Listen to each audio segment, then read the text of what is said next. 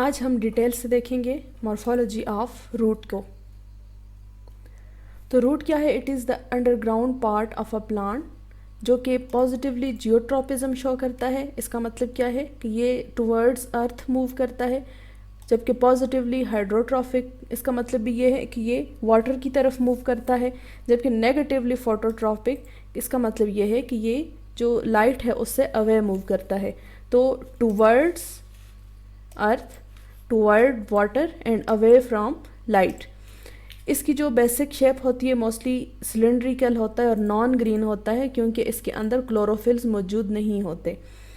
Mostly roots के ऊपर small fine structures होती हैं जो कि रूट हेयर्स कहलाती हैं, और इनका मकसद क्या होता है कि ये एब्जॉर्प्टिव सरफेस एरिया को इंक्रीज़ करती हैं, जिसकी वजह से रूट के अंदर जो एब्जॉर्प्शन होती है वाटर की वो ज़्यादा एफिशिएंटली हो सकती है। कुछ प्लांट्स ऐसे भी हैं कि जो रूट लेस के प्लांट्स जिनको हम कहते हैं। तो हम अपने मेन मॉर्फोलॉजी ऑफ रूट पे जाने से पहले कुछ ऐसे प्लांट्स के बारे में भी जिक्र करेंगे जिनके अंदर रूट्स मौजूद ही नहीं होती। मोस्टली ऐसे प्लांट्स जो होते हैं वो एक्वेटिक प्लांट्स होते हैं, मतलब कि पानी जो है उनकी हैबिटेट होता है।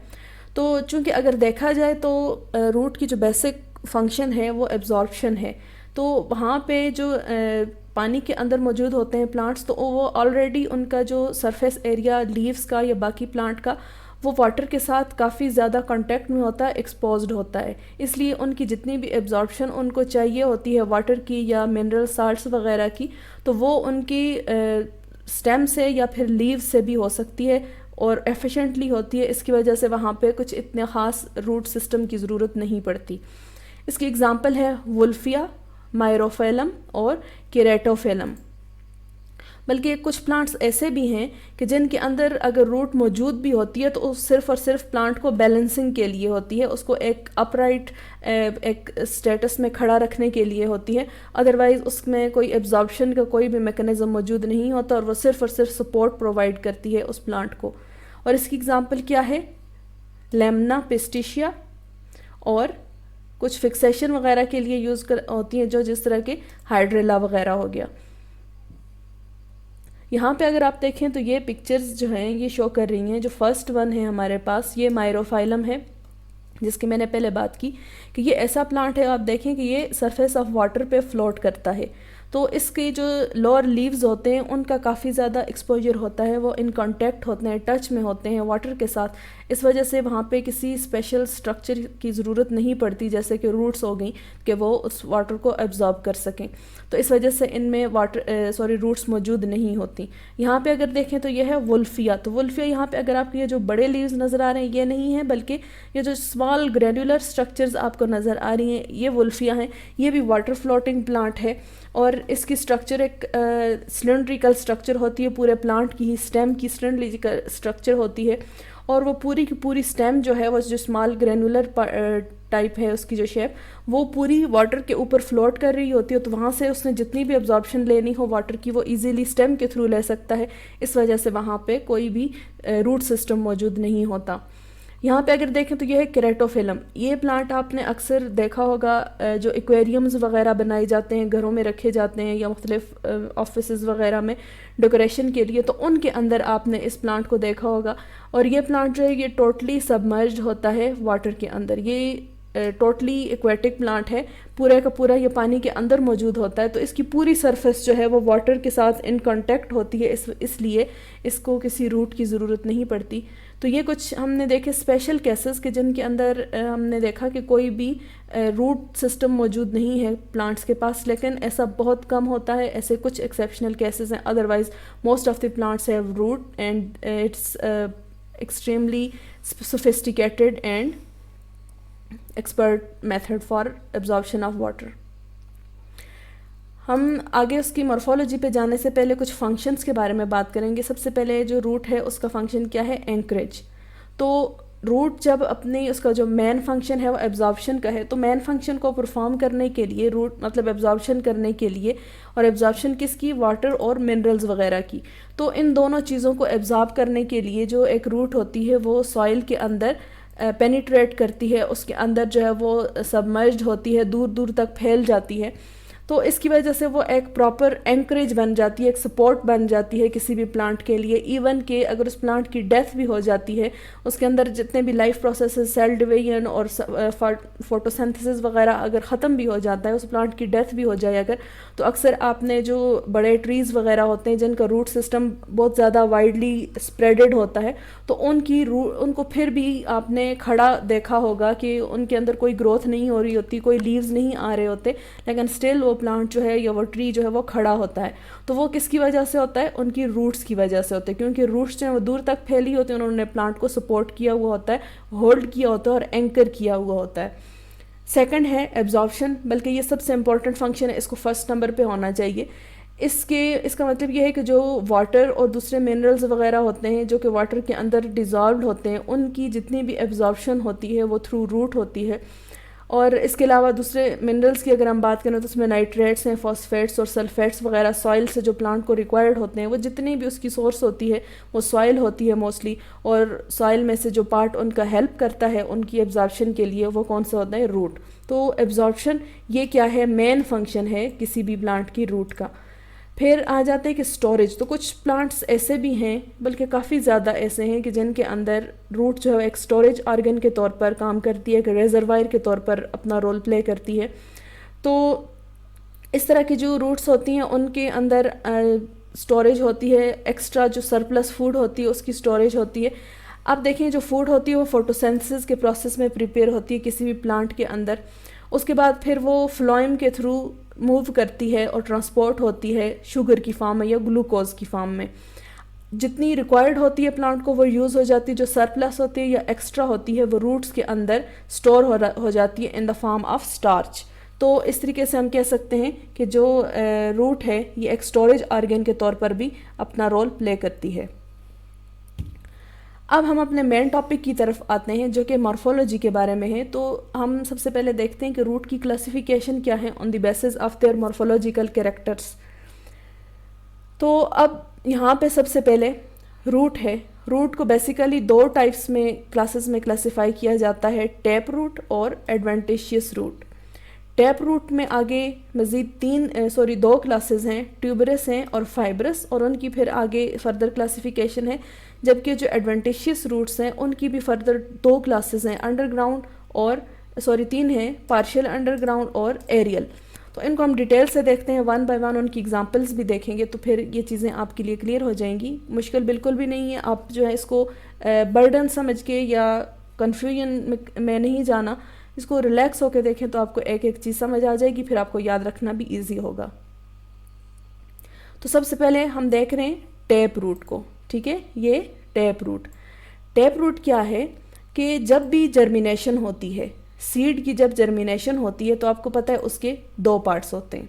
सपोज़ ये सीड है, इसके दो पार्ट्स होते हैं, एक होता है प्लम्यूल जिससे आगे जब ग्रोथ होती है तो वो बनती है स्टेम, ठीक है। जबकि दूसरा जो होता है जो डाउनवर्ड जाता है वो होता है रेडिकल और उससे बनती है रूट। तो हर वो रूट जो एक नॉर्मल, ये हम कहते हैं एक नॉर्मल वे होता है जिसके थ्रू कोई भी रूट डेवलप होती है, तो हर वो रूट जो कि रेडिकल से बनती है उसको हम कहते हैं टैप रूट, ठीक है। मतलब कि ये एक बेसिक और नॉर्मल मेथड है जिसके थ्रू कोई भी रूट्स जो हैं वो डेवलप होती हैं। फिर बनने के बाद क्या होता है कि ये आगे डिवाइड होती हैं प्राइमरी रूट्स में, ठीक है, और फिर या जिनको ट्रू रूट कहते हैं, ठीक है। ये सबसे पहले जो फर्स्ट रूट होती है, जो एक रेडिकल था यहाँ पे, उसने ग्रो किया और नीचे ये जो रूट बननी शुरू हुई, तो इस जो फर्स्ट रूट होती है इसको कहते हैं प्राइमरी रूट, ठीक है। तो ये एग्जांपल है टैप रूट की, ये बेसिक कॉन्सेप्ट है टैप रूट के बारे में। अब जो डाइकॉट्स होते हैं उनके अंदर ये जो प्राइमरी रूट होती है वो हमेशा रहती है, ठीक है, पूरी ज़िंदगी उनके अंदर मौजूद रहती है और फिर आगे फर्दर उसकी ब्रांचेस भी बनती हैं। जबकि जो मोनोकाट्स होते हैं उनके अंदर थोड़ा सा ग्रो करने के बाद ये प्राइमरी रूट जो है ये ख़त्म हो जाती है और उससे ब्रांचेस जो हैं वो ज़्यादा बड़ी हो जाती हैं, ज़्यादा फैल जाती हैं और ये प्राइमरी रूट उसमें कहीं गुम हो जाती है या ख़त्म हो जाती है। तो वहाँ पर फिर डोमिनेंट कौन सी होती हैं? जो सेकेंडरी या टर्शरी रूट्स होती हैं। इसको हम आगे आपको मैं इसकी पिक्चर भी दिखाती हूँ। अब ये जितना भी सिस्टम है जो कि एक टैप रूट की बनने से जो और उसकी आगे ब्रांचेस और सब पे जो डिपेंड करता है, उसको हम कहते हैं टैप रूट सिस्टम। अब टेप रूट को आगे फर्दर जो है दो क्लासेस में क्लासिफाई किया गया, कौन कौन सी हैं, ट्यूबरस और फाइब्रस, ठीक है। तो यहाँ पे देखें ये एक फर्स्ट, इसको अगर आप देखें तो यहाँ पे ये क्या है, उसकी प्राइमरी रूट है जो कि रेडिकल से ग्रो हुई है। उसके बाद जो प्राइमरी रूट में जो फर्स्ट प्राइमरी रूट के बाद जो आगे एक्सटेंशन निकली या जो एक ब्रांच बनी उसको कहते हैं सेकेंडरी रूट। अब सेकेंडरी रूट के ऊपर देखें ये एक सेकेंडरी रूट है ये वाली, ठीक है, जो कि प्राइमरी रूट से अराइज हो रही है, उससे ओरिजिनेट हो रही है। अब सेकेंडरी रूट के ऊपर से जो ओरिजिनेट हो रही हैं उनको कहते हैं टर्शरी रूट्स। तो ये 3 लेवल्स हैं किसी भी टैप रूट के, प्राइमरी रूट जो सबसे पहले रेडिकल से अराइज होती है, सेकेंडरी रूट जो प्राइमरी रूट से अराइज होती है, और टर्शरी रूट जो सेकेंडरी रूट से निकलती है। यहाँ पे आप देखें तो जो मैंने आपको एक पॉइंट डिस्क्राइब किया कि जो मोनोकॉट्स होते हैं उनमें जो प्राइमरी रूट है वो थोड़ा सा ग्रो करने के बाद ख़त्म हो जाती है। तो यहाँ पे अगर आप देखें आपको कोई भी इस तरीके से एक मेन दरमियान में रूट नज़र नहीं आ रही, बल्कि ये सारी जितनी भी हैं इस तरीके से पूरी की पूरी एक यूनिफॉर्मली डिस्ट्रीब्यूटेड हैं, कोई भी इनमें प्राइमरी और सेकेंडरी के दरमियान हम डिफ्रेंशिएशन नहीं कर सकते। तो ऐसा हमें देखने को मिलता है इन मोनोकॉट्स। जबकि जो डाइकॉट्स होते हैं वो टिपिकली ये वाला केस होता है कि जिसमें एक हमें प्राइमरी रूट नज़र आती है, फिर उसके आगे सेकेंडरी रूट होती है और सेकेंडरी रूट के ऊपर टर्शरी रूट्स मौजूद होती हैं। So this is the basic morphology of tap root, और उसमें हमने देखा कि प्राइमरी रूट और सेकेंडरी रूट का जो एक कंसेप्ट है पर उस पर्सपेक्टिव से हमने देखा कि मोनोकॉट और डाइकॉट में क्या फ़र्क आ जाता है। अब हम बात करते हैं टैप रूट की 2 टाइप्स की, जिसमें से फर्स्ट वन है फाइब्रस रूट। फाइब्रस रूट क्या होती है कि ये इक्वली, इनकी साइज़ इक्वल होता है और ये थ्रेड लाइक होती हैं। साइज़ इक्वल होने का मतलब क्या है कि इनकी जो विड्थ होती है वो सेम होती है, लेंथ वेरी कर सकती है, तो लेंथ वेरी करती है। लेंथ वेरी करने के अलावा इनके अंदर जो है सिर्फ एक जो विड्थ है वो इनके अंदर सेम होती है, सब के सब इस तरीके से थ्रेड लाइक होती हैं। तो यहाँ पे इसकी जो आप आगे अगर आप आगे मज़ीद इसकी फ़र्दर क्लासिफिकेशन करें तो ये कुछ 2 तरह की हैं। कुछ रूट्स इसमें ऐसी होंगी जो बेस ऑफ स्टेम से अराइज होती हैं, ठीक है। मतलब क्या है कि सपोज़ ये एक प्लांट है और यहाँ पे क्या है, उसकी ये सॉइल है और यहाँ पे उसकी, यहाँ से उसकी स्टेम शुरू होती है। तो ये रूट्स कौन सी होती हैं, ये स्टेम के बेस से निकलती हैं, ठीक है, यहाँ से, ठीक है, ये स्टेम के बेस से निकलती हैं।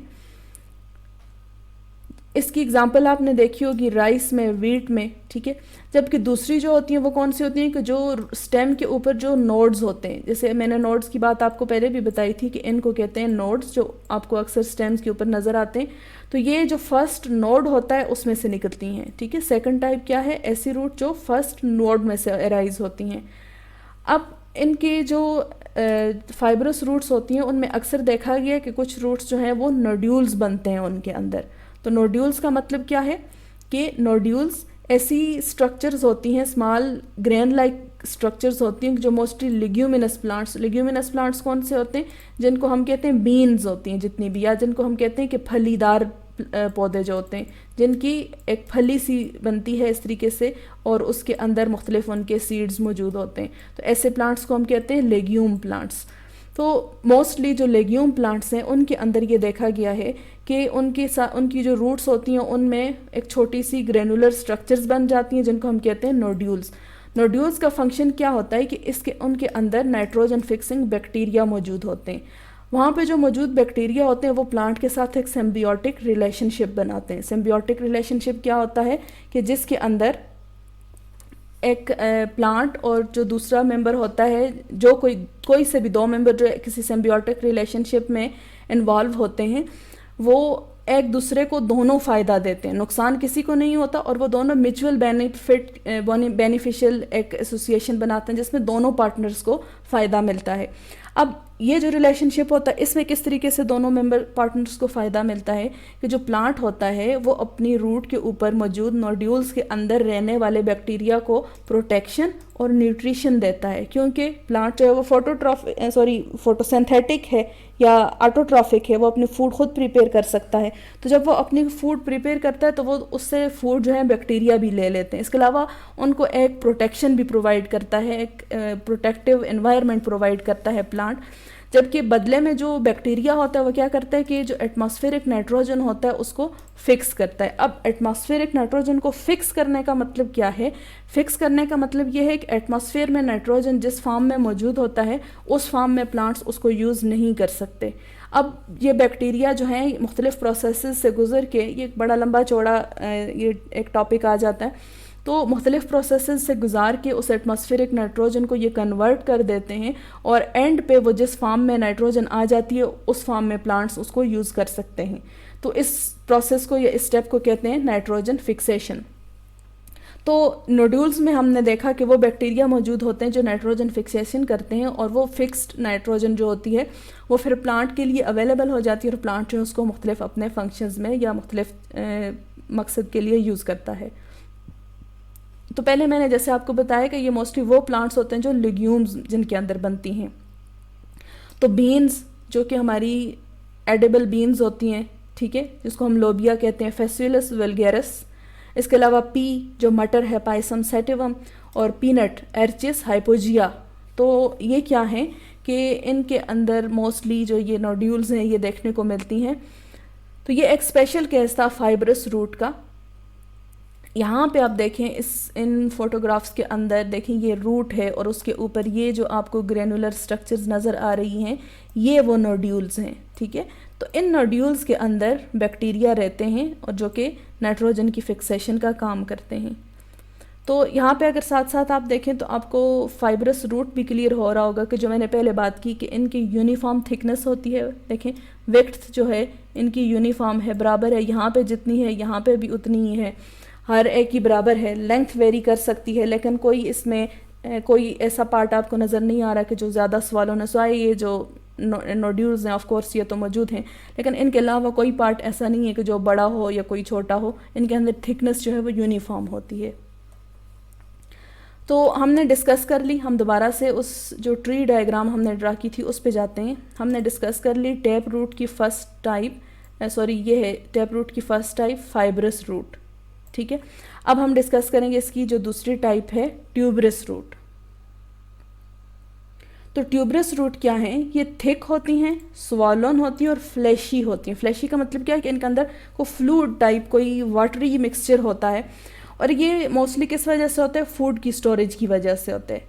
और ये ज़्यादातर हमें जो देखने को मिलता है जो बायनियल्स प्लांट्स हैं। बायनियल्स का मतलब क्या है कि ऐसे प्लांट्स जिनका लाइफ साइकिल 2 सीजन्स में कंप्लीट होता है, मतलब सीड टू सीड, वो अपना लाइफ साइकिल 2 सीजन में गुजारते हैं। तो ऐसे प्लांट्स को हम कहते हैं बायनियल्स।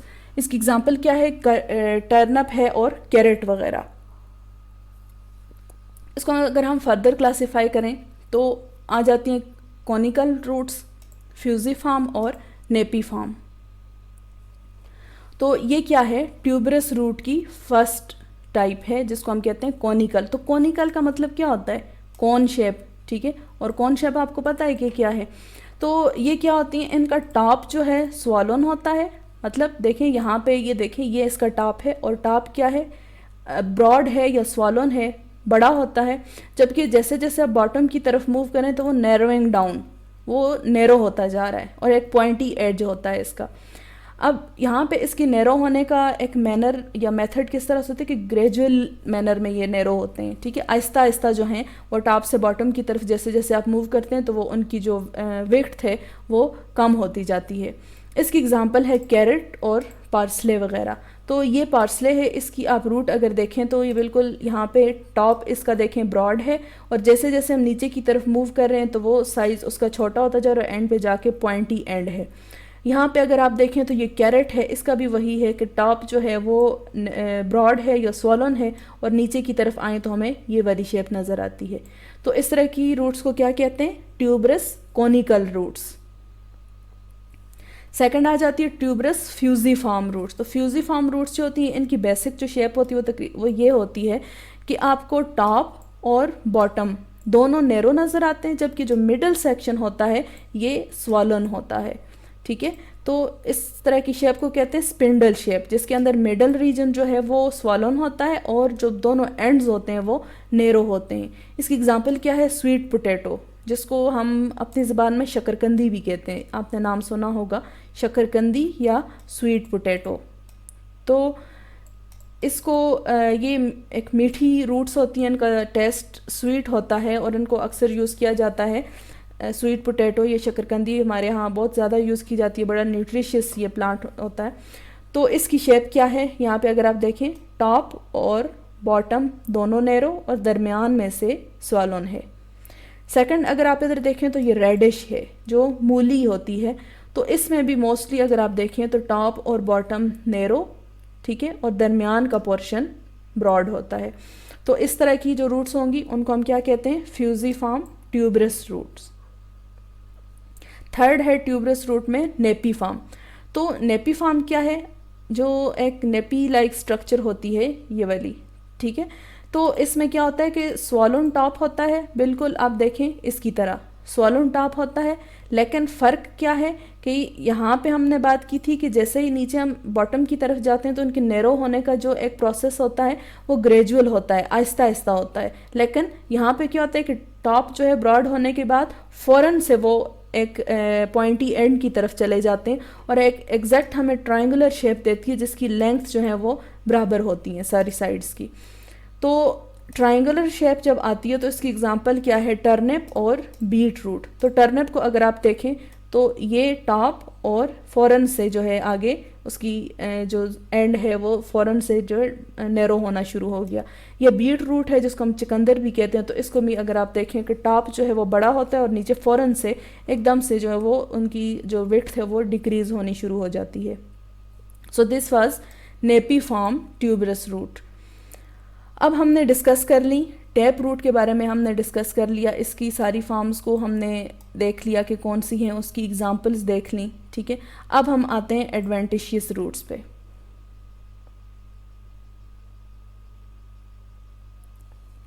तो हमने क्या बात की थी कि जो टैप रूट होती हैं वो कौन सी होती हैं?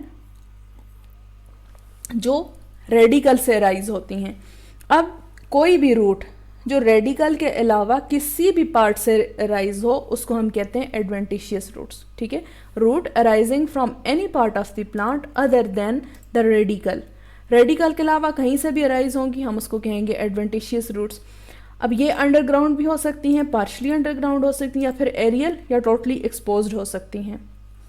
अंडरग्राउंड में हम कहते हैं कि ऐसी रूट्स आती हैं जो कि टोटली सबमर्ज्ड होती हैं सॉइल के अंदर, पूरी की पूरी ये सॉइल के अंदर मौजूद होती हैं।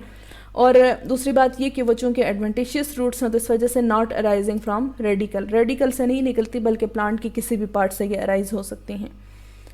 अब इसकी एग्जांपल क्या है कि ये मोस्टली हमें ग्रासेस वगैरह में देखने को मिलती हैं जो अंडरग्राउंड रूट होती हैं, underground tap root, sorry underground adventitious roots. तो ये हमें ग्रासेस में देखने को मिलती हैं और ये थिन फाइब्रस स्ट्रक्चर्स होती हैं। यहाँ पे अगर आप देखें इस डायग्राम में, इस पिक्चर के अंदर, तो ये है यहाँ से नीचे का जो पोर्शन है ये अंडरग्राउंड था जब ये प्लांट सॉइल में मौजूद था। तो ये नीचे अगर आप देखें ये सारा जितना भी पोर्शन है ये उनके सीड के रेडिकल से नहीं निकलता बल्कि उस प्लांट के जो है एक बॉटम में जो स्ट्रक्चर होती है या फर्स्ट नोड आप कह सकते हैं वहाँ से अराइज होता है और ये सारा का सारा सॉइल के अंदर मौजूद होता है। ये फाइब्रस होता है, मतलब कि सिलेंड्रिकल होता है, लेकिन इनकी थिकनेस जो है वो वेरी नहीं करती, सबकी सेम होती है। तो इस तरह की हम रूट को क्या कहते हैं? Underground adventitious root. Second number पे आ जाता है पार्शली अंडरग्राउंड एडवेंटिशियस रूट्स। तो ये क्या होते हैं कि not totally covered in soil, ये सॉइल में पूरी तरह कवर्ड नहीं होता बल्कि कुछ पोर्शन इनका सॉइल के अंदर होता है और कुछ पोर्शन जो है वो बाहर एक्सपोज्ड होता है। इसकी जो फर्स्ट टाइप है वो कौन सी है? स्टिल्ट रूट्स। तो स्टिल्ट रूट्स कौन सी होती हैं? जो कुछ फर्स्ट फ्यू नोड में से अराइज होती हैं और इनका मोस्टली फंक्शन क्या होता है कि ये उस प्लांट को एंकर करती हैं, फिक्स करने में और सॉइल के अंदर खड़ा रहने में हेल्प करती हैं। एग्जांपल इसकी हैं मेज़ और शुगर कैन वगैरह। दूसरी टाइप है इसकी प्रॉप रूट्स। तो ये वो होती हैं जो किसी भी स्टेम की ब्रांचेस में से अराइज होती हैं। अब देखिए वही बात आ गई कि ये रेडिकल में से अराइज नहीं हो रही बल्कि प्लांट के रेडिकल के अलावा किसी भी पार्ट से अराइज हो रही हैं। तो यहाँ पे कौन से पार्ट से अराइज हो रही हैं? स्टेम से अराइज हो रही हैं या फिर ब्रांचेज में से निकलती हैं। जब ये ब्रांचेज में से निकलती हैं और हैं तो ये रूट्स इस वजह से ये पॉजिटिव जियोट्रॉपिज्म शो करती हैं। तो एज अ रिज़ल्ट जब ये नीचे की तरफ लटक जाती हैं टुवर्ड दी ग्राउंड तो वो क्या करती हैं, जो मेन स्टेम होती है उसकी विड्थ को या उसकी गिर्द को इंक्रीज़ करती हैं। इस तरह से ये उसको स्टेम को सपोर्ट भी प्रोवाइड करती हैं। इसकी एग्जांपल क्या है? बेनियन या फिर फाइकस रिलीजियोसा जिसको हम कहते हैं। ये मैंने आपको पहले भी इसकी फ़ोटोग्राफ दिखाई थी, हम आगे फिर इसको देखने जा रहे हैं। थर्ड आ जाती है पार्शली अंडरग्राउंड में निमाटोफोर्स। निमाटोफोर्स जो है मोस्टली आपको मार्शी प्लेसेस में नज़र आती हैं। मार्शी प्लेसेस के अंदर जो है वाटर चूँकि खड़ा रहता है और उसके अंदर डिज़ॉल्व्ड ऑक्सीजन की क्वांटिटी कम हो जाती है। अब रूट्स को उसमें से पानी भी चाहिए, मिनरल्स भी चाहिए, न्यूट्रिएंट्स भी चाहिए और इसके साथ साथ ऑक्सीजन भी चाहिए, लेकिन पानी के अंदर ऑक्सीजन कम होती है। तो वो रूट्स क्या करती हैं, थोड़ी थोड़ी फासले से जो है सरफेस ऑफ वाटर से अबव अराइज हो जाती हैं और उनकी सरफेस के ऊपर, रूट्स की सरफेस के ऊपर छोटे छोटे पोर्स बन जाते हैं। अब इन पोर्स के थ्रू क्या होता है कि वो हवा से या जो उनके इर्द गिर्द जो एरियल पार्ट होता है उससे वो ऑक्सीजन एब्जॉर्ब करती हैं। तो इसकी एग्जांपल क्या है? राइजोफोरा। ये देखें, यह है स्टिल्ट रूट। आप लोगों ने लाजमी देखी होगी मेज़ वगैरह में, कि मेज़ में आप देखें कि जो प्लांट के जो अपर पार्ट्स होते हैं अबव ग्राउंड, तो उसमें से कुछ रूट्स जो हैं नोड के एरिया से निकल के नीचे ग्राउंड की तरफ जा रही होती हैं। तो इनको हम कहते हैं स्टिल्ट रूट। यहाँ पे देखें ये प्रॉप रूट हैं, तो ये देखें ये इसकी ब्रांचेस, ये एक मेन ट्री की ब्रांच है और उसमें से ये रूट निकल रही है। ठीक है, तो जब ये नीचे इस तरह से लटक रही होती हैं और नीचे जाकर फिर ये ग्राउंड को टच करती हैं तो ग्राउंड में एंटर हो जाती हैं, क्योंकि हैं तो रूट्स ही। तो इस तरह से देखें अब इस प्लांट की इसकी जो मेन स्टेम है उसकी गिर्द कितनी ज़्यादा इंक्रीज़ हो चुकी है, तकरीबन यहाँ तक आ चुकी है। इसी वजह से ऐसे प्लांट्स जो होते हैं वो बहुत ज़्यादा स्ट्रॉन्ग होते हैं। विंड या किसी किस्म की जो आंधी वगैरह चलती है वो उनको कुछ नहीं बिगाड़ सकती। तो दूसरी तरफ अगर आप देखें निमाटोफोर्स, ये हैं वो निमाटोफोर्स। ये अब इनमें से किसी प्लांट के हो सकते हैं और वहाँ से उसने एक पूरा रूट सिस्टम अंडरग्राउंड जो है डेवलप किया होता है। इस पानी में से गुजर के वो छोटे छोटे, यहाँ पे आपको ये स्ट्रक्चर्स नज़र आ रही हैं, इनके ऊपर जो हैं पोर्स होते हैं और उन पोर्स के थ्रू वो हवा से जो है ऑक्सीजन एब्जॉर्ब करती हैं। ये हमने देखे पार्शली अंडरग्राउंड एडवेंटिशियस रूट्स। अब हम देखेंगे एरियल एडवेंटिशियस रूट्स। तो ये वो रूट्स होती हैं जो टोटली एक्सपोज्ड होती हैं टुवर्ड आउटसाइड, इनका कोई पार्ट जो है सॉइल के साथ इन टच नहीं होता। इसमें एक आ जाती हैं क्लाइंबिंग रूट्स और एक होती हैं एपीफाइट्स। क्लाइंबिंग रूट्स कौन सी होती हैं? जो कि किसी भी सपोर्ट के गिर्द जो है वो ट्वाइन हुई हुई होती हैं या लिपटी हुई होती हैं। जैसे अगर ये सपोर्ट है, ठीक है, तो इसके ऊपर आपको इस तरह से जो प्लांट नज़र आएगा तो उसकी जगह जगह से छोटी छोटी रूट्स निकली हुई होंगी, ठीक है, और वो उन रूट्स ने उसको उसके साथ जो मेन उनकी सपोर्ट है उसके साथ इन टच में रखा होगा या उनको सपोर्ट किया होगा। कुछ वाटर वगैरह भी एब्जॉर्ब कर सकती हैं, लेकिन मोस्टली जो क्लाइंबिंग होती हैं सिर्फ उस सपोर्ट के साथ क्लाइंब कर रही होती हैं, बाकी ये उससे कुछ भी लेती नहीं हैं। जबकि जो एपीफाइट्स होती हैं ये क्लाइंब करने के साथ साथ ये क्या करती हैं कि मॉइस्चर भी एब्जॉर्ब करती हैं उस प्लांट से, अपनी सपोर्ट से भी और एयर से भी। ठीक है, तो क्लाइंबिंग और एपीफाइट्स में फ़र्क क्या है कि क्लाइंबिंग जो होती हैं ये सिर्फ क्लाइंबिंग ही करती हैं सपोर्ट के ऊपर या जिस प्लांट के ऊपर भी वो क्लाइंब कर रही हैं, जबकि जो एपीफाइट्स होती हैं वो क्लाइंब करने के साथ साथ अपनी सपोर्ट जो प्लांट है उससे ये कुछ ना कुछ वाटर वगैरह ये दूसरी चीज़ें एब्जॉर्ब करती हैं। न सिर्फ उस प्लांट से जो उनकी सपोर्ट है बल्कि जो उनके इर्द गिर्द एयर है उसके अंदर भी जो मॉइस्चर कंटेंट्स मौजूद हैं उनको भी ये एब्जॉर्ब कर सकती हैं। बहुत सारी जो मॉसेस हैं उनके अंदर ये चीज़, ब्रायोफाइट्स जैसे हम कहते हैं, उनके अंदर ये चीज़ देखी गई कि एपीफाइटिक रूट्स जो हैं बहुत ज़्यादा मौजूद होती हैं। यहाँ पे अगर आप देखें तो ये क्लाइंबिंग रूट है, ये आपने लाजमी देखी होगी। ये एक ऑर्नामेंटल प्लांट है, अक्सर घरों में लगाया जाता है। जो आपने देखा होगा कि घरों की दीवारों के साथ या दरख्तों के ऊपर अक्सर मौजूद होता है, ये चिपका हुआ होता है। इसकी इस तरह की रूट्स होती हैं जैसे यहाँ पे आपको नज़र आ रही होंगी, ये हैं। तो ये देखें उनकी अपर एरियल पार्ट्स जो अबव ग्राउंड है ना, ये रेडिकल से निकल रही हैं, ना ये ग्राउंड के अंदर मौजूद किसी भी पार्ट से निकल रही हैं, बल्कि ये ऊपर किसी जगह पे हाइट पे जाके किसी भी स्टेम के किसी पोर्शन से ये अराइज हो सकती हैं। और इनका फंक्शन क्या होता है कि सपोर्ट के साथ इस प्लांट को जो है फिक्स किए रखना। यहाँ पे अगर देखें ये एपीफाइट्स हैं, तो ये एक प्लांट है, ठीक है, ये है, ये इस दूसरे प्लांट के ऊपर मौजूद है, उसके ऊपर इसने सपोर्ट ली हुई है। ना सिर्फ सपोर्ट ये उधर से ले रहा है, बल्कि ये इसकी रूट्स जो हैं वो फैली हुई हैं, यहाँ तक फैली हुई हैं, और ये उस प्लांट से और एटमॉस्फेयर से भी वाटर कंटेंट्स एब्जॉर्ब कर रहा है। यहाँ भी अगर देखें तो ये प्लांट है, ठीक है, अब ये इसकी रूट्स है, अब ये हवा से और इनके एटमॉस्फेयर जो है वहाँ से भी वाटर कंटेंट्स ले रही हैं, और ये जो इनकी सपोर्ट प्लांट है उससे भी वाटर कंटेंट्स ये एब्जॉर्ब कर रही हैं। तो such types of root is called epiphytes. तो आज का हमारा टॉपिक था मॉर्फोलॉजी ऑफ रूट। कल इंशाल्लाह हम इसके बारे में कुछ प्रैक्टिस करेंगे, जिससे ये आपको मुख्तलिफ़ चीज़ें जो हैं आपका कॉन्सेप्ट क्लियर होगा। इन चीज़ों को रट्टा बिल्कुल भी नहीं लगाना, इनको समझ के जब आप करने की कोशिश करेंगे तो आपको ये बहुत ईजी लगेंगी और आप इनके दरमियान डिफ्रेंशिएट भी आसानी से कर सकेंगे। तो नेक्स्ट इन टाइम इंशाल्लाह इसको मज़ीद किसी अच्छी ट्रिक के साथ, किसी टेक्निक के साथ आएंगे कि जिसके थ्रू आप इनको आसानी से याद रख सकें और आपका कॉन्सेप्ट जो है वो अच्छी तरह से बिल्ड हो सके। तब तक के लिए अल्लाह हाफ़िज़।